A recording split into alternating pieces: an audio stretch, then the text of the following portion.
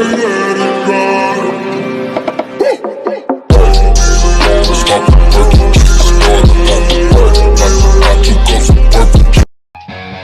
didn't you report the rape in the first case if there was evidence? It's a big problem. And if there wasn't evidence, does that mean you didn't fight back? Why not? We see it the whole time. You ladies do make our job rather difficult. What are you thinking, Lawrence? Shall I tell you what's going on in your head biologically? There's a part of your brain, the amygdala, is telling you to do whatever you need to do to survive. It's like a siren. Survive, survive. So loud, in fact, it's drowning out your cerebral cortex, your logical brain.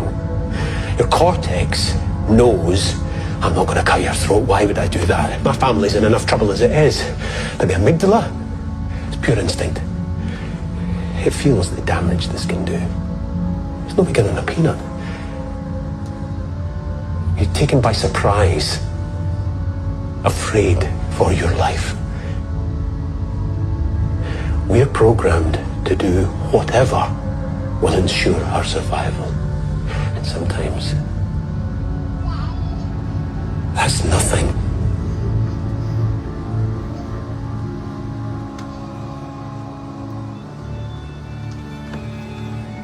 I think you've made your point.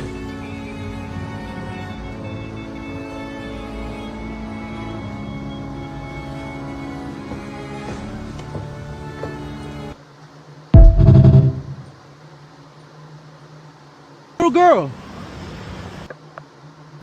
Why are you touching that little girl? I just saw you touch her ass. What are you talking about? She just screamed saying she's scared. What are you talking about?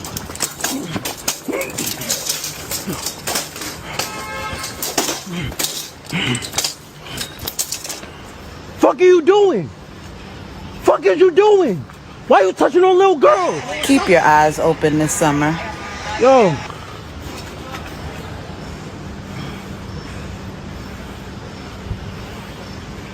Kill that nigga, son. Let's get that nigga in the red bag.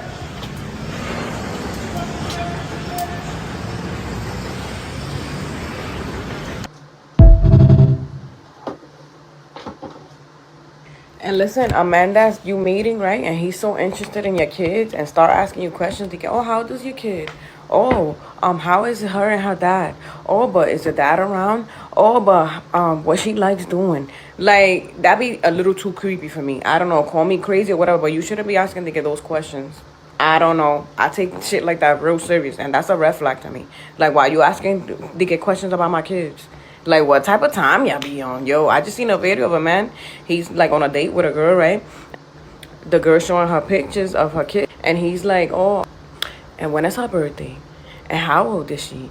And what she likes doing? And where she's at? Like, wow. Yeah, so, yo, y'all be interested in the wrong shit, and you be falling for it. Listen, I don't give a fuck. Ain't no man in this world, if it's not the father, y cuidado. Y cuidado, because I don't even trust fathers like that. With the shit going on nowadays, I don't trust nobody. Yo, take care of y'all kids, bro. Like, there's no reason for that. Like, because y'all dating and he's so interested in asking them questions. Like, no. I don't know. I'm crazy? Am I? I don't give a fuck. Listen, no man should be asking to get questions about your kids. If y'all starting to date. Matter of fact, even if y'all in a relationship, yeah, so you interested in the wrong things, papi. Like, yo, men are creepy to me. You know, maybe that's what's fucking me up. I don't care. No, seriously, because, like, why are you interested in that? I feel like if you're a single mom and you're dating, you're out dating or whatever, you shouldn't even be around your children. Like, that should be, like, after the engagement. like, I wouldn't have it, no, because that shouldn't even be what he should be interested in. When you're dating as a single mom, you should be, that person should just want to be a role model. You shouldn't want to be a father figure. You should just want to be a good, like, male role model. So there's no way that you should be asking all these questions about my children, because they shouldn't intertwine anyway, especially if those children have an active father. Now, if they don't, that still, because you don't want just anybody around your children, because that's what happens in life with all these cases and stuff. Like, it's a whole category in corn of stepfather and step children relationship, and it's disgusting. So understand that that's a thing out here, a known thing in the corn industry. So you know, if that's what they're like wanting and that's what they're typing in, it's a large amount of people wanting that. So be careful out here and don't have just anybody around your children, even if you're dating. That's insane, because as far as I'm concerned, you're my friend and you have to be deemed safe to be around my children, but you shouldn't be asking all the questions about my child, because that's none of your concern. I'm not asking you to be a father. I'm asking you to be my partner and to help me out when I need it, but don't be trying to get to know my children unless I do that. Don't be asking too many questions. That's very weird. Men should not be asking the personal questions about your kids or the relationship they have with their dads, because you plotting. Like, what's up with you?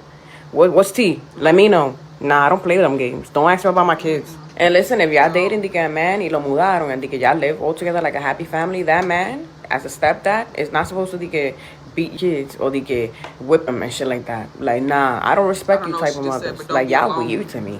Oh no, call him daddy. Like, what? That's not how dad. That's not the dad. You giving him too much power. Stop giving men power. Stop doing that. How many times I'm gonna tell ya? If you dated him, you dated him. Because you have to come to the term that, considering you did break up with the father, whether that was a safe situation or not, you have to still consider that you're bringing another male that isn't their father, so that he can potentially look at them in a different way that is not their father. You know what I'm saying? So you don't treat him like any other man, even if y'all are married, because you never know. And I know that sucks, but that's something that you just have to bear with when your mom is just to be in protection mode. I know it sucks, but that's just about how to be a parent. And I understand, like, I'm not saying that you can't find happiness. I'm saying just don't make your happiness the priority when it comes to your children. I always say choose protection over pleasure every time, because you can go without a sunny day. You know what I'm saying? It's gonna be something different when you feel unprotected and insecure when it comes to your children. It's just, don't do it. And stop moving men in your cribs when you have kids, por favor. That's how shit get weird. Why would you do that? It's 2026. We already know. Like, don't do that. He has to have his own, and then we come to agreement somewhere. But you moving over here, that's not an option. I don't like that. Like, you proud of that. I am. The fuck? Kev. You touch your kid, you supposed to die. Straight up. You rape a woman, you supposed to die. Straight up. Kev, but that's not your purpose. That's not your... Who? I thought we were going to let him handle that. Who? Boy. Protect the kids. You know what I'm saying? Like, I just seen a post the other day. They said they put down, we put down dogs for biting children. Just for biting them. But we're not gonna put to sleep some pedophiles that's touching on them and trying to steal their soul.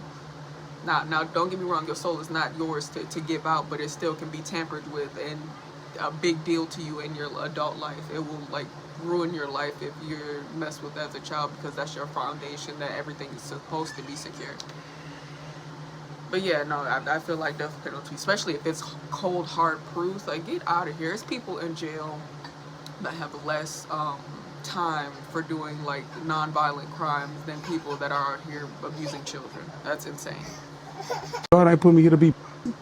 God give me the strength to make sure this nigga, man, I want to stand over and give him everything I got. God, please let him be stretched. Because sometimes you give him everything you got, and they, you know, God don't take his hand off him. But if God take his hand off him, his feet going up in that L. His feet going up in that L. That's how that's supposed to go. You get relief from that? You feel you... What? To get relief if somebody molests my daughter, you gonna die. Or I'm gonna die trying. But I'm very resourceful. You resourceful. Unfortunately. He said black people say it to black people all the time, but it's a problem when white people do it. Gays say their slurs to gays. Girls say their slurs to girls. It's almost like in-group endearment and out-group attacks are two different things, right? Women call each other bitch affectionately all the time. Feels a little different coming from a strange man on the street, doesn't it?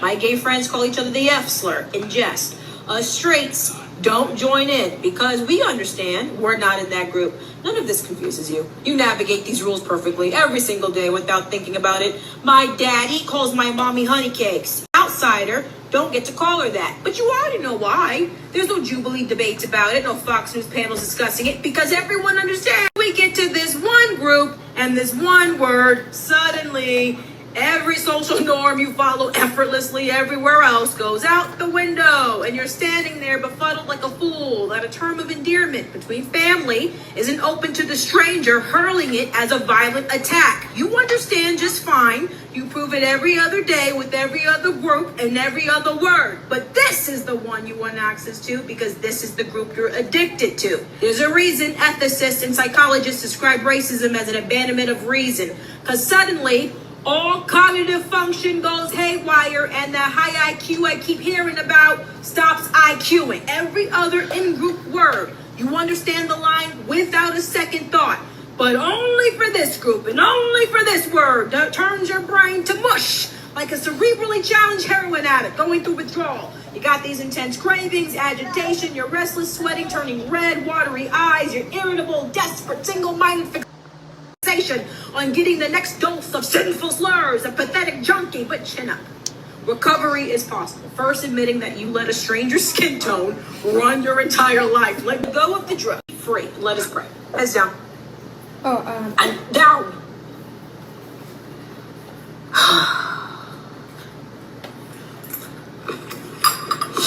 Father God. I'm not going. And it's just weird because why this one word that you just feel so like it offends us. So just off of that precipice alone, why do it? It doesn't gain you anything to do this. So why are you trying to use this word so much? You know what I'm saying? It's a conversation I had to have with somebody close to me, and it hurt that she didn't understand because she's like, why didn't I say it? I grew up along these people as well. Why can't I say it? It's like, it's just because the respect. If you respect the culture, if you choose to be around these people, why wouldn't you want to respect their culture and not wanting somebody like you saying that? That's not disqualifying you. That's not putting you in a box or anything. That's just them having a preference of, I don't like to be called this, let's not do this. And if you respect them, then you would respect that. But the problem is you don't respect them, so you think you can just treat anybody any kind of way. And that's the problem. But when people do it to you, then it's a problem. Now it's everybody's problem. But when it's isolated to just us, then we're just overreacting. Yeah. It really, really scares me when people genuinely do not like children. It scares me. As a child, I remember how every adult in my life treated me. Every adult. As a child. I can remember the slightest, littlest things that people would think that you would forget. You don't forget. And what scares me about people who don't like children is that you have to literally lack love, compassion, patience, and understanding to shun a child, to be able to treat a child bad. Children have children tendencies. They are children. I still remember when I was a kid. And I think that it takes a person with a big heart who is heaven sent to be able to deal with people even outside of your home, children even outside of your home. If I see a child need something. No, it's a good skill to have, but it's something that we should all have, men and women. You should be able to deal with children outside of your own, because you have to understand that these children are the children that is gonna maybe run into your children's path. You know what I'm saying? And it's crazy that people don't want to make the world a better place. I get it seems impossible because of all the negative factors, but you want to do your part just because you know your children have to live here. Once you become a parent, you realize that you brought your child into this realm, and although it's ugly here, they're here, and you're gonna have to deal with that. So do your part in making it less ugly, I think. And also that involves treating other children kind of like your own, because you want them to understand who your child, being present in other children's lives also sets a good like foundation with your children, if that makes sense. Then I am the type of person that I have to see to it that whatever they need while they're in my presence, they get it. And if it's too much, if I don't have it, I'm going to have to call home. I'm going to have to find your parents to make sure that I let them know of what, what you're around here looking like you need. If a grown adult can look at a child and say, I ain't gonna go find your mother. Don't touch me.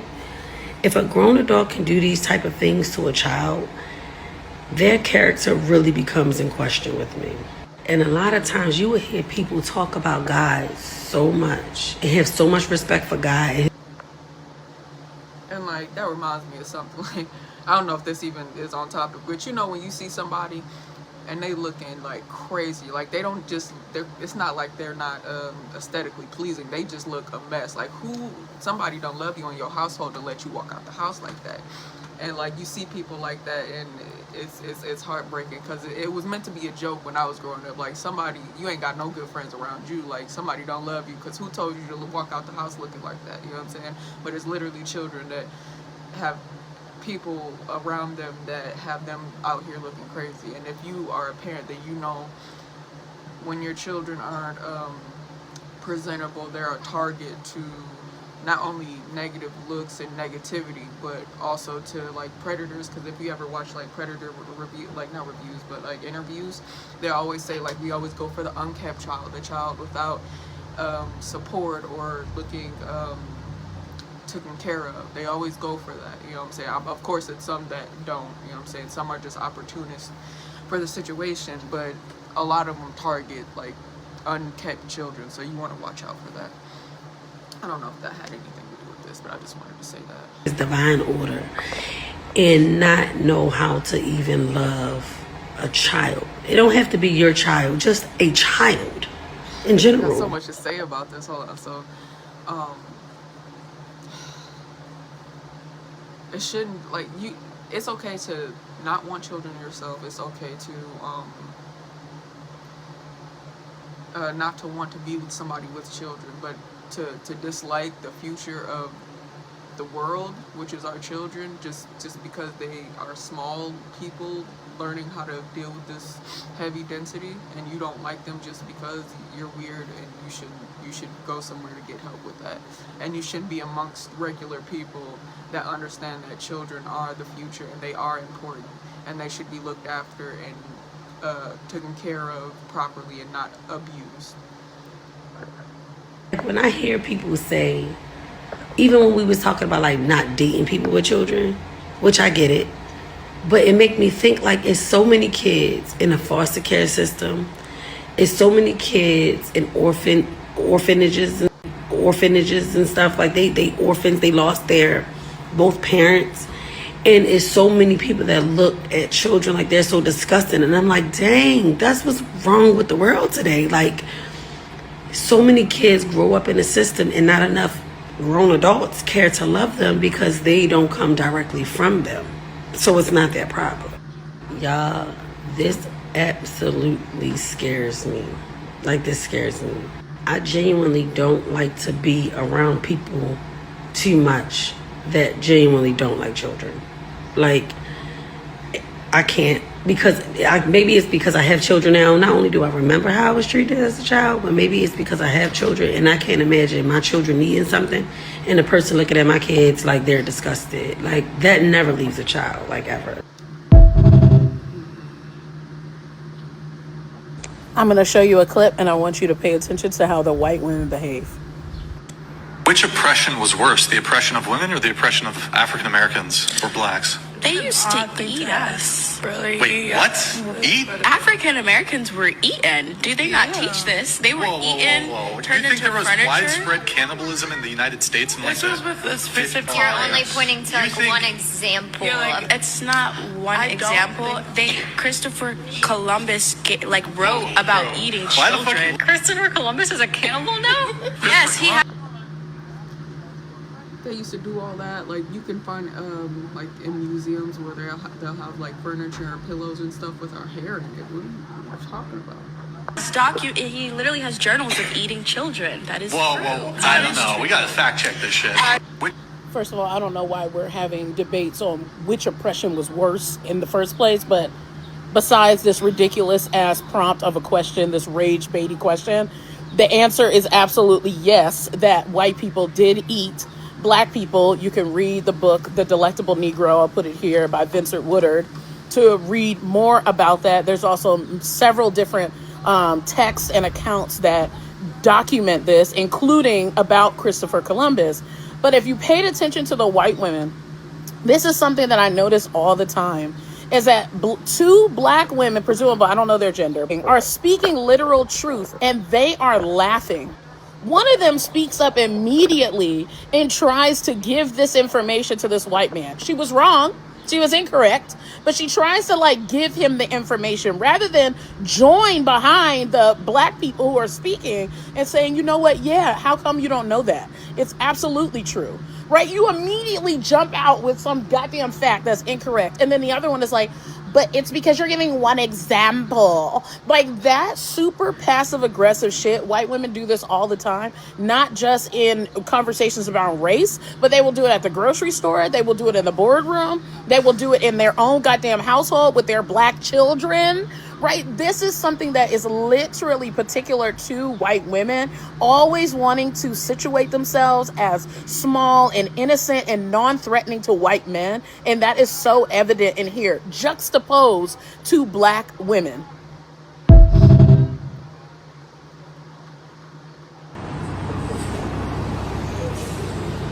Young blood.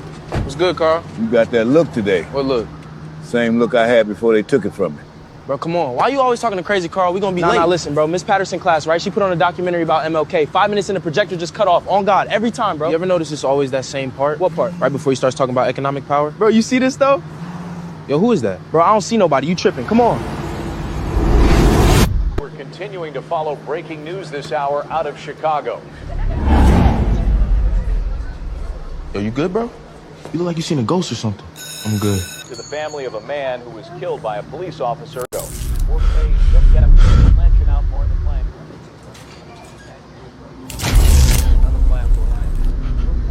You good, young blood? Yeah, I'm good. What they take from you? Same thing they're gonna try to take from you. Now that you're starting to see it, don't let them. Yo, who the hell are you, man? Real talk. You've been popping up everywhere I go all day. What do you want from me? I don't want anything from you. I never sure you didn't wake up. Wake up to what? To the fact that everything keep you ever been exactly where you are. You weren't supposed to see me. When you see me, it means the system already failed.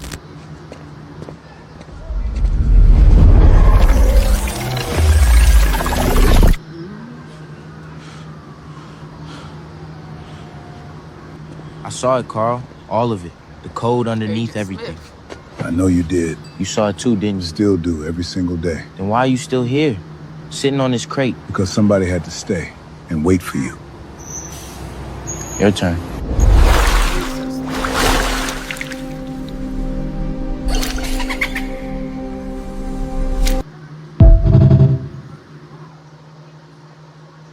Some women have never actually been touched. They have been consumed like cigarettes, like liquor, like something men reach for when they are lonely enough to confuse hunger with intimacy, that one day they may lie beneath somebody who swears they love them, while feeling absolutely nowhere inside themselves. So she performs the little sounds, the arched spine, the performance of pleasure so convincing, even she starts questioning whether her own body belongs to her anymore. Smile through it, soften through it, endure through it, even when her spirit is recoiling like burnt skin. And she knew, God, she knew. The way women slowly evacuate themselves from their own body just to survive being desired by people who do not know how to hold anything gently. Some women have kissed men they were afraid of disappointing more than they were excited to touch. There are women walking around carrying sex inside them like a haunting. But because every yes was dragged out of them by guilt, pressure, fear of abandonment, or the exhausting ache of wanting to be chosen so badly they mistook surrender for love. You men touch women like thieves trying not to wake the house. Quick, hungry, careless, wanting access to the body without earning entrance to the person living inside it. Women feel that. God, they feel that.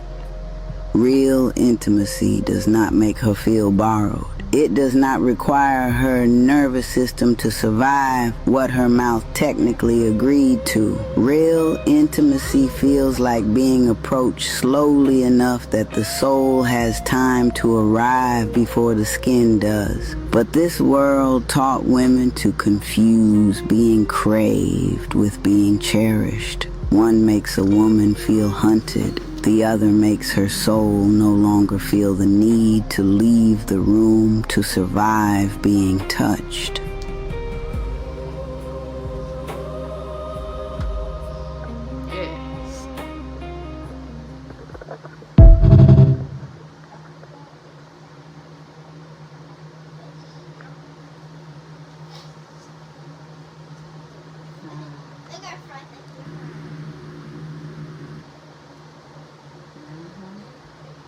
All right, that's it for today's videos.